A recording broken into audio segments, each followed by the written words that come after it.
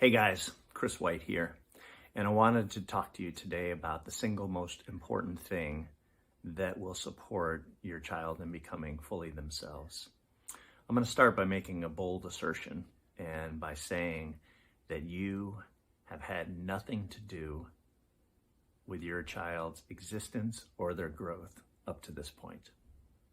Now, I know that's pretty bold, but let me tell you why I'm saying that.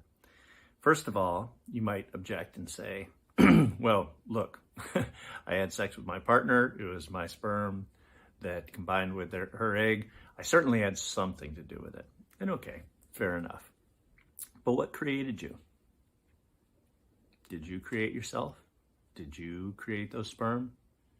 Did you put into you the desire to have sex? There's something going on that's deeper than our own individuality and what we do in life. There is a world behind the world, so to speak. There is a mystery, a realm of being, or God, or life, or whatever you want to call it, that bubbles up, creates our bodies, and gives us life, and gives us all the urges of life and all the capacities of life. So in some ways, we're just kind of a pawn in this game. In some ways, we're just one of the expressions of this mystery, and we're along for the ride. Now, it's true enough to be said that you have an active role in your child's life, but I find it really relaxing and relieving to know that something else has got this. Some greater intelligence is at work here.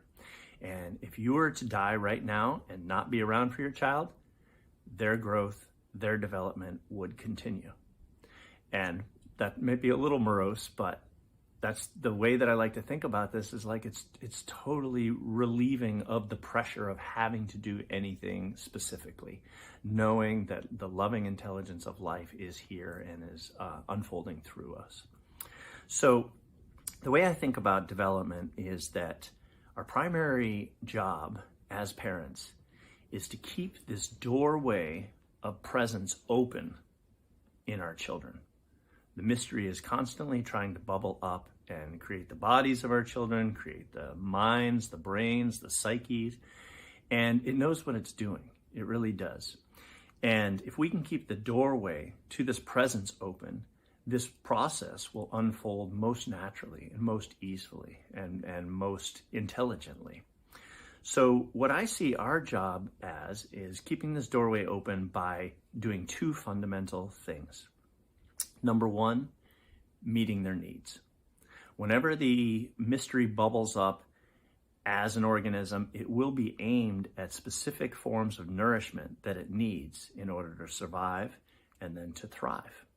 And so as your child has needs that bubble up and it becomes oriented towards those needs, our job is to read those needs, fulfill them by providing the nourishment that the child wants, helping them relax back down into themselves, and thereby this doorway of presence remains open, and then life can continue its work of growing our child up. So that's pretty basic, right?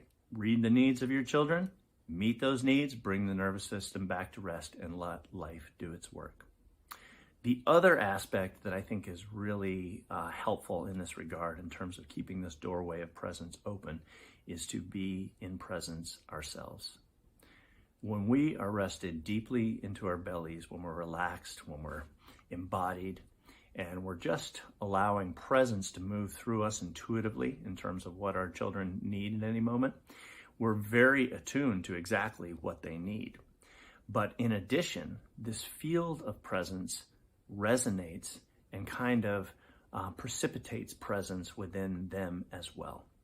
It's almost like presence is seeing presence or sensing presence, and it starts to vibrate at that particular level. The more your children feel you deeply dropped in and in presence, the more relaxed they will be. And the more relaxed they are, the more this doorway of presence is wide open to keep unfolding them and developing them across time. When we do this, when we're in a state, when we're in presence and we're meeting the needs regularly, our children stay in touch with a basic trust in reality. It's a relaxed nervous system that really trusts life to do its work and orient us and grow us up. The other thing that they remain in contact with when we're in presence and we meet the needs regularly is their inherent value as a person. So I'll talk about basic trust and inherent value in more detail in another video, and I'll also outline specifically the 5 essential forms of relational nourishment that children need to grow into their full potential. Until then, check out Fiercely Loving Fathers.